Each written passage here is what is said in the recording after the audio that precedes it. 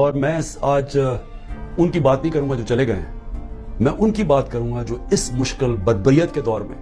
اور اس ظلم کے دور میں آج بھی کھڑے ہوئے ہیں۔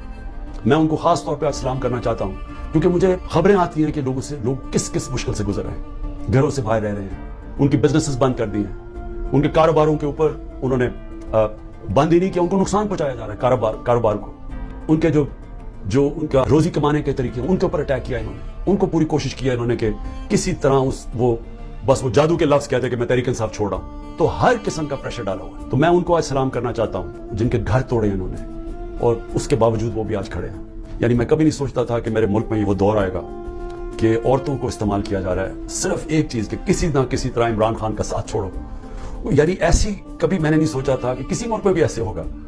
کہ صرف اس کو ایک آدمی کو شکست دینے کے لیے، یا ایک آدمی کو کیونکہ ہم نے کانٹا لگا دیا ایک آدمی پہ، وہ نہ واپس آ جائے، اس کے لیے ہر قسم کا حربہ جس میں عورتوں کو استعمال کیا جا رہا ہے۔